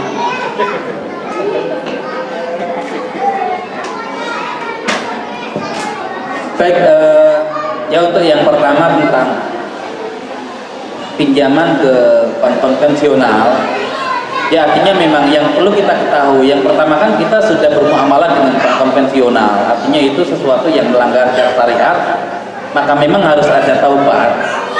Ya, ini kan urusan di awal, taubat dulu karena sudah pernah melanggar. Ya, syariat ya dengan berinteraksi dengan sesuatu yang berkaitan dengan ribawi. Nah, ketika sudah ada niatan untuk pindah, alhamdulillah itu sesuatu yang baik. Nah, kemudian tadi pindah ke bank syariah. Nah, kalau di bank syariah ini dia melunasi semuanya kan. Ketika dia hutangnya tadi berapa? Kalau di bank syariahnya untuk menutupi sisanya berapa tadi? Katakanlah misalkan 1,3 M misalkan. Nah, berarti dia balikinnya ke bank syariah berapa? Gak ada ribanya kan? Tetap nominal segitu kan? Hah? Nah, naiknya dari apa? Sebabnya.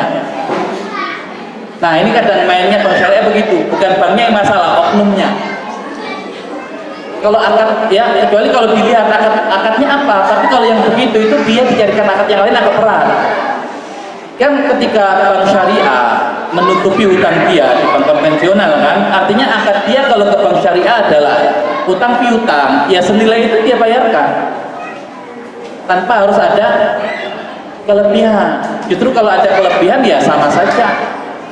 Ya, ini riba tapi jelas ribanya, ini pakai syariah tapi riba juga. Nah, sehingga akad dia dengan bank syariah apa? Nanti kalau misalkan akadnya adalah mudharabah misalkan seakan, tapi mudharabah harus ada unsur pekerjaannya. Kalau nggak ada itu kan, nah sehingga tadi memang harus ditinggalkan lagi dia. Ya, khawatirnya dari satu riba ke riba yang lain. Walaupun ya, jadi bank syariah memang begitu secara umum dia sesuai syariah, tapi kadang ada oknum-oknum yang memanfaatkan itu, yang dia nggak ngerti syariah, tapi kerjanya di bank syariah, dan hanya dengan embel-embel syariah itu kemudian dia tadi ya mencoba untuk menarik orang-orang yang sudah mulai sadar, tapi tanpa ilmu pun akan terjerumus juga.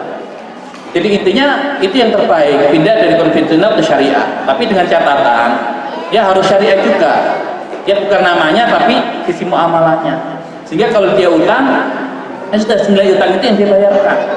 Makanya tadi kalau kita lihat konsep ekonomi zaman Islam dengan sekarang, walaupun namanya syariah, justru yang ya karena tadi hidupnya dengan mendapatkan keuntungan dengan cara seperti itu. Makanya kalau minjem dia nggak akan tumbuh. Makanya dia akan mikir bagaimana dapat keuntungan. Nah di situ masalahnya. Makanya kenapa dulu itu tadi utang piutang itu dibangun di atas wakaf. Jadi ada di Islam itu namanya ya wakaf al-qardul hasan. Dia dana wakaf besar. Sehingga orang yang butuh pinjaman tinggal minjem di harta wakaf itu. Dan namanya wakaf, dia nggak akan nuntut kembalian lebih. Justru ketika dipinjam orang dapat pahala terus mengalir. Yang ngasih pahala bukan manusia tapi Allah. Nah hanya saja kalau itu mulai dilakukan, itu nanti akan bermasalah. Kenapa? Karena bank-bank konvensional bisa mati semua, dan antum akan dicari deliknya untuk dipenjara. Ya tapi konsep Islam begitu kalau kita mau beneran. Ya karena sekarang orientasinya itu tadi keuntungan, makanya kecil sekali tadi. Utang piutang itu bukan lagi sifatnya tolong menolong, tapi lebih kepada mencari keuntungan. Nah jadi kalau yang secara syariah ketika dia pinjam ke bank syariah, tapi saya tadi lagi-lagi nggak tahu akad yang digunakan apa ke bank syariah, sehingga akadnya harus diteliti lagi.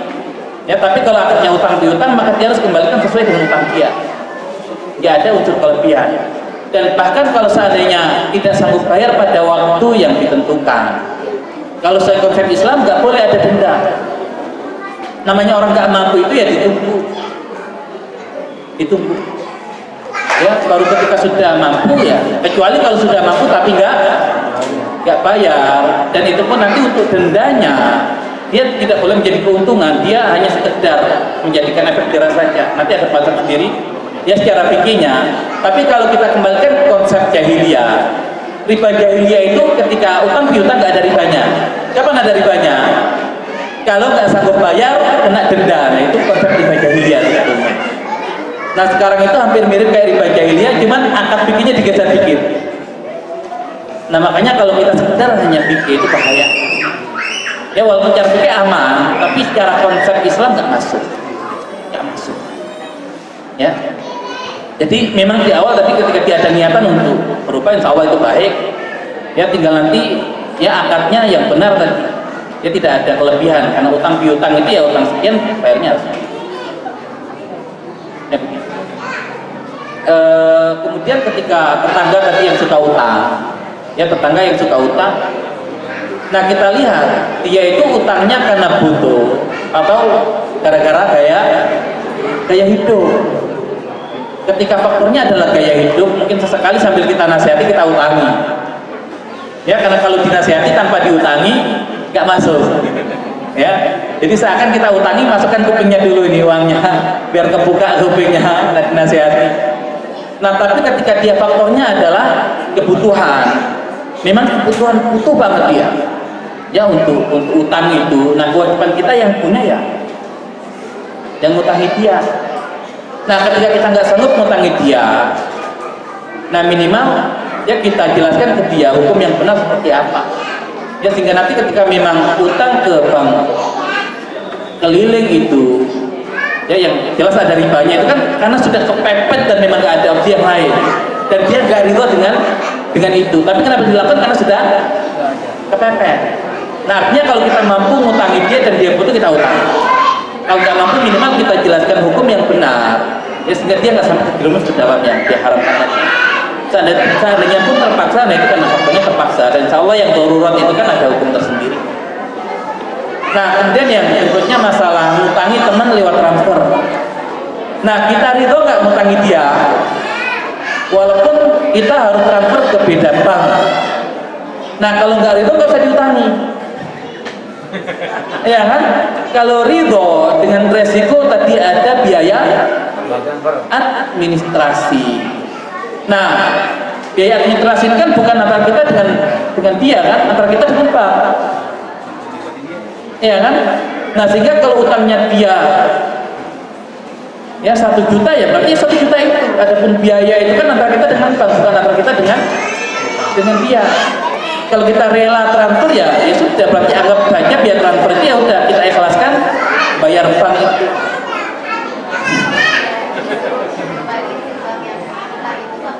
Nggak ada masalah. Jadi yang penting kan utang, misalkan dia utang 1 juta, kembalinya ke kita 1 juta.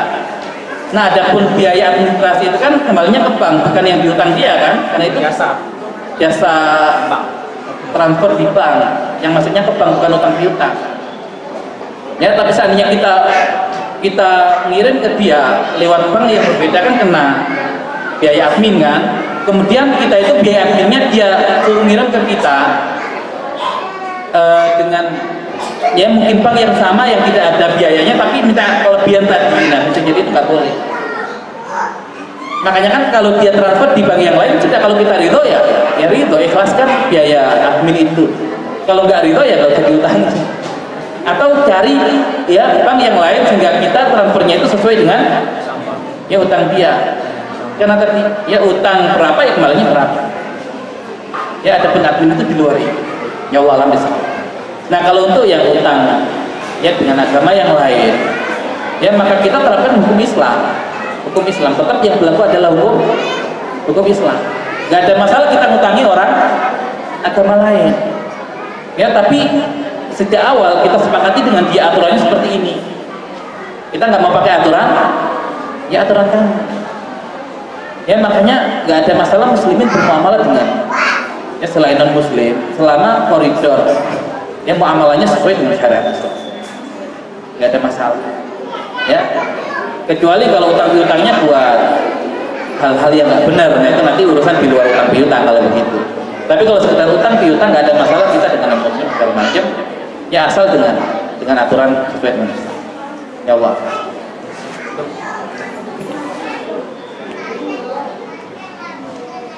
Ya, terima kasih, waktunya sudah habis untuk tanya jawab. Walaupun saya yakin masih banyak yang ingin bertanya terkait dengan muamalah keseharian kita, apalagi dengan bank yang tadi ceritakannya, nama banknya itu adalah apa namanya, take over bank namanya.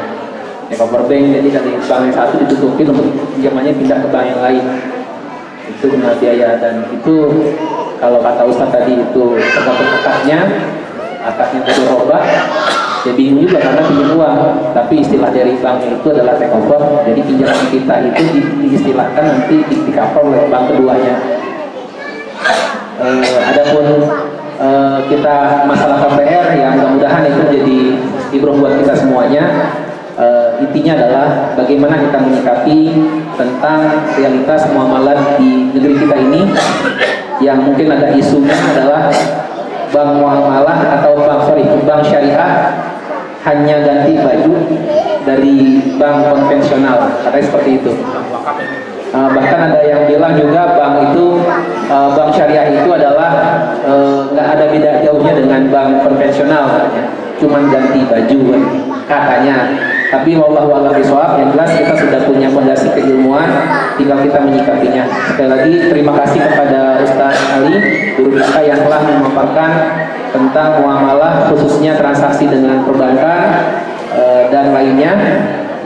Dari kami peserta sangat berterima kasih, jazakumullah khair, dan terima kasih pula kepada bapak-bapak dan ibu-ibu yang sudi kira datang hadir pada saat ini meluangkan waktu untuk menuntut ilmu.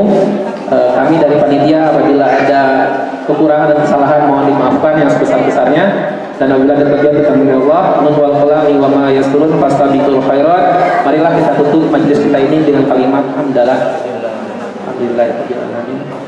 Assalamualaikum warahmatullahi wabarakatuh.